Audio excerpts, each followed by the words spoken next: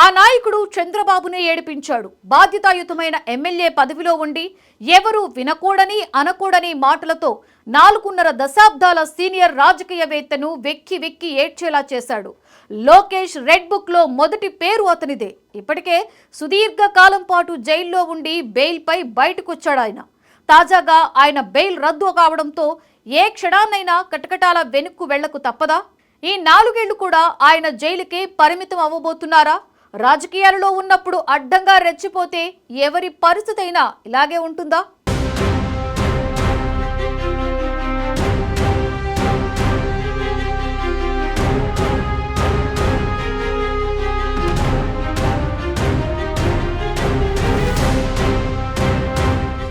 వల్లభనేని వంశీకి సుప్రీంకోర్టులో తీవ్ర ఎదురుదెబ్బ తగిలింది. ఇప్పటికే ఆయనపై ఉన్న పలు కేసుల కారణంగా 5 నెలల పాటు జైలులో గడిపారు. ఆరోగ్య సమస్యలతో కూడా ఇబ్బంది పడ్డారు. రీసెంట్గా ఆయన జైలు నుంచి బయటకు వచ్చారు.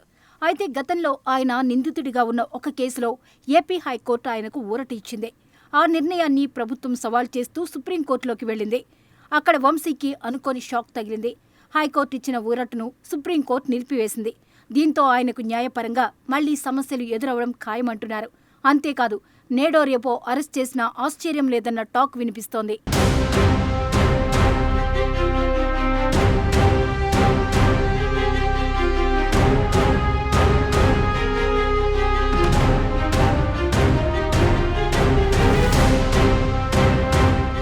వంశీపై అనేక కేసులున్నాయి. అక్రమ్ మైనింగ్ చేశారన్న ఆరోపణలు వచ్చాయి. ఈ కేసులో ప్రస్తుత కూటమి ప్రభుత్వం చర్యలు తీసుకుని కేసులు నమోదు చేసింది. ఈ కేసులో అరెస్ట్ అవుతాననే భయంతో వంశీ ముందుగా ఏపీ హైకోర్టుకి వెళ్లి ముందస్తు బెయిల్ తీసుకున్నారు. కానీ ప్రభుత్వం ఆ బెయిల్పై ఒప్పుకోకుండా దాన్ని సవాల్ చేయాలని నిర్ణయించింది. దీనికి అనుమతిగా పబ్లిక్ ప్రాసిక్యూటర్కి సుప్రీంకోర్టులో అప్పీల్కు వెళ్లేందుకు గ్రీన్ సిగ్నల్ ఇచ్చింది. ఆ మేరకు సుప్రీంకోర్టులో వంశీకి హైకోర్టు ఇచ్చిన ముందస్తు బెయిల్ను వ్యతిరేకిస్తూ ప్రభుత్వం కేసు వేసింది. ఈ కేసుపై విచారణ చేసిన సుప్రీంకోర్టు కీలక నిర్ణయం తీసుకుంది. గతంలో వంశీకి హైకోర్టు ఇచ్చిన ముందస్తు బెయిల్ను రద్దు చేసింది. హైకోర్టు రాష్ట్ర ప్రభుత్వ వాదనలు వినకుండానే బెయిల్ ఇచ్చిందని సుప్రీంకోర్టు తప్పుపట్టింది. అలాగే వంశీకి మళ్లీ ముందస్తు బెయిల్ ఇవ్వాలా లేదా అన్న విషయంపై మరోసారి సమగ్రంగా విచారించాలని ఆదేశించింది.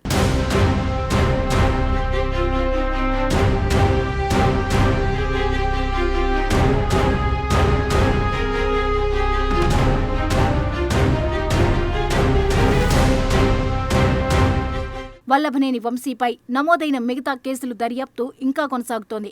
ఈ కేసుల్లో ఆయనకు హైకోర్టుతో పాటు దిగువ స్థాయి కోర్టులు కూడా బెయిల్ మంజూరు చేశాయి.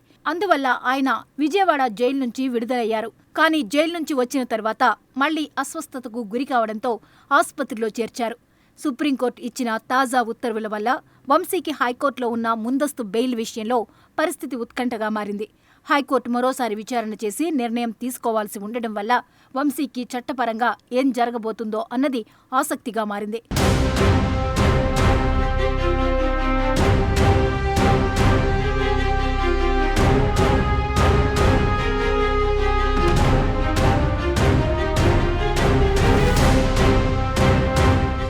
సుప్రీంకోర్టులో జరిగిన విచారణ సందర్భంగా ధర్మాసనం ఒక విషయం స్పష్టంగా చెప్పింది.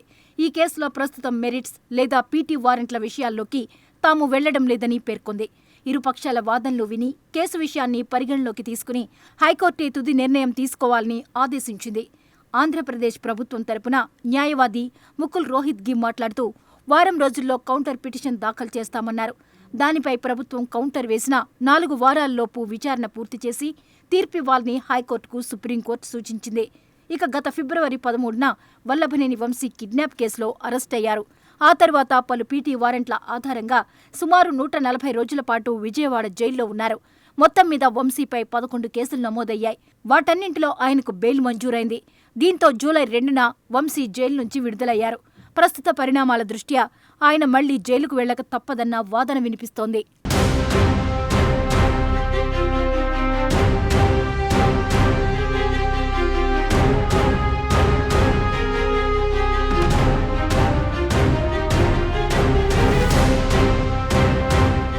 గన్నవరం నియోజకవర్గం నుంచి ఎమ్మెల్యేగా 2 సార్లు విజయం సాధించిన వంశీ వివాదాలకు కారణమయ్యారు. టీడీపీకి టార్గెట్ అయ్యారు. రెడ్ బుక్లో మొదటి పేరు ఆయనదే అని టాక్. వంశీ తన రాజకీయ జీవితాన్ని తెలుగుదేశంతో మొదలుపెట్టారు. కొన్నేళ్ల పాటు టీడీపీలో శక్తివంతమైన నాయకుడిగా కొనసాగారు. అయితే వైసీపీ అధికారంలోకి వచ్చిన తర్వాత వంశీ జగన్ పంచన చేరి టీడీపీపై తిరగబడ్డారు. రాజకీయంగా మాట్లాడితే ఓకే, కానీ వంశీ మాత్రం చంద్రబాబు కుటుంబంపై వ్యక్తిగత విమర్శలు చేశారు. భువనేశ్వర్ని దూషించారు. అధికారం ఉన్నప్పుడు బాధ్యతగా ఉండాలి, అలా కాదని విర్రవీగితే అధికారం పోయాక అష్టకష్టాల పాలవ్వాల్సి వస్తుంది.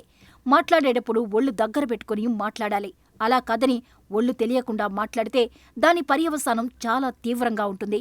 ఇప్పుడు ఏపీలో వంశీ పరిస్థితి అలాగే తయారైందని అంటున్నారు. నాడు జగన్ అండ చూసుకుని రెచ్చిపోతే కటకటాల పాలైన ఆయన్ను జగన్ కూడా కాపాడలేకపోయాడు.